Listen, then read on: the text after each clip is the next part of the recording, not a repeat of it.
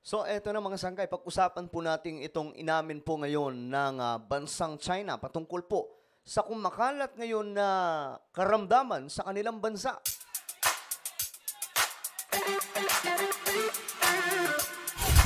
So hello guys, what's up mga sangkay? Magandang oras po sa inyong lahat.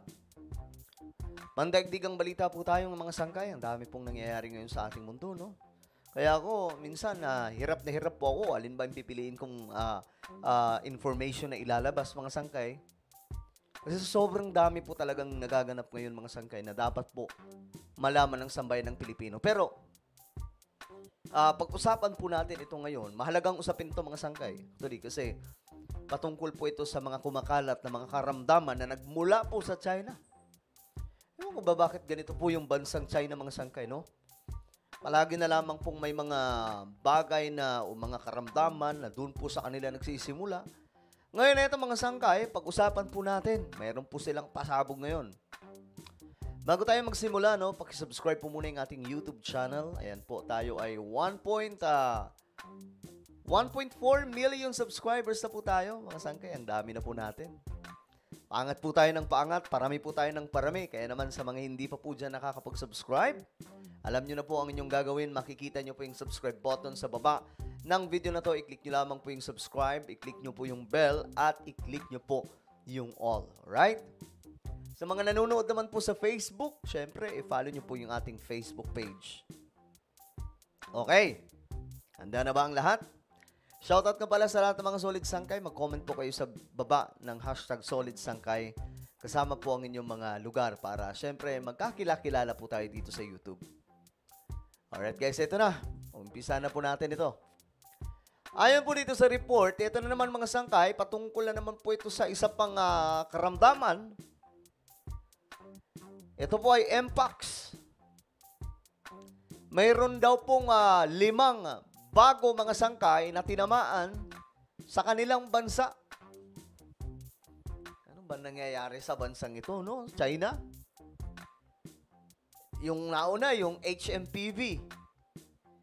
Ito po yung sinasabing epidemic ngayon doon sa China, mga sangkay, na ayaw pa rin nilang aminin.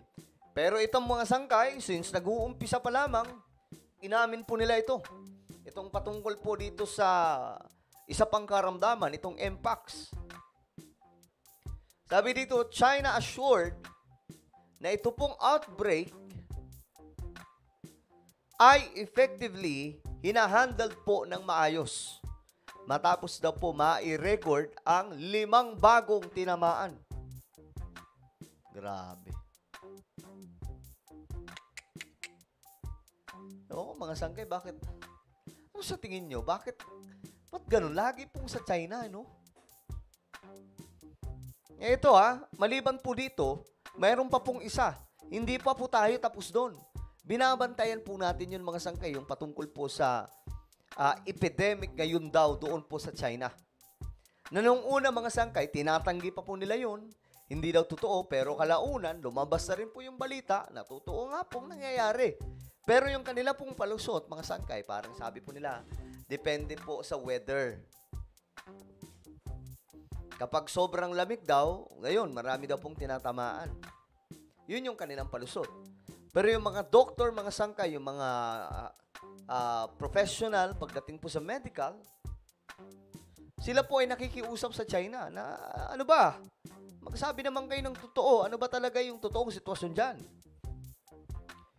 Okay, tingnan po natin ang balitang to mga sangkay tungkol po dito sa sinasabing bago na naman na kumakalat po doon.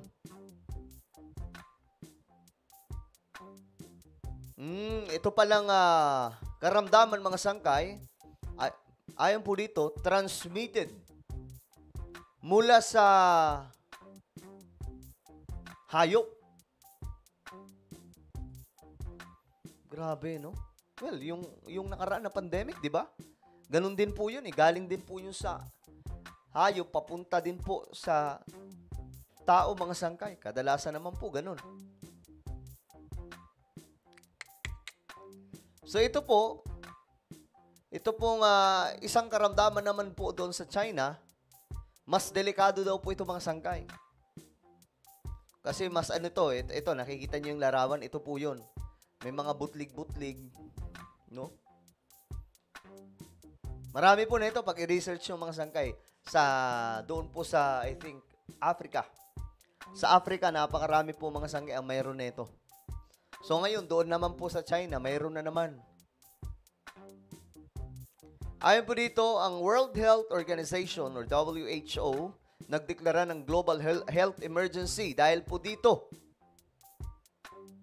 Ito nga po mga sangkay, doon po sa Congo. Doon po ito sa Africa po ito. Democratic Republic of Congo. Doon po ito kumakalat ng husto, mga sangkay. At mayroon na pong pinatumba na napakaraming tao. Kaya nagdeklara daw po ang WHO ng Global Health Emergency.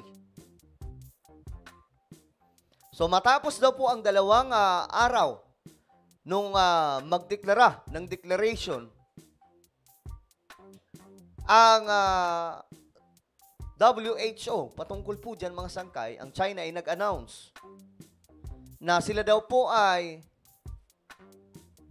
magkakaroon na ng striktong guidelines sa pagpasok. Mayroon na pong, ewan ko, ini-scan na po yung tao na papasok po sa kanilang bansa. Dahil po dyan, especially pag galing po sa Africa. So sabi dito, ang Chinese health authorities, noong Thursday, may nadiskubre daw po. Ang nadiskubre nila mga sangkay, eto na po, tinamaan na po sila nitong karamdaman na bago, ito pong Mpox. Nako po, mga sangkay. Itong record na ito, naniniwala daw po sila, galing po doon sa DRC. Galing po sa Africa, mga sangkay. Tapos mayroon daw pong 4 na tao na nagkaroon ng close contact. So, paano po pag dumami na naman po ito, mga sangkay? Sa China na naman, pambihira talaga. Wala na pong katapusan, mga sangkay, no?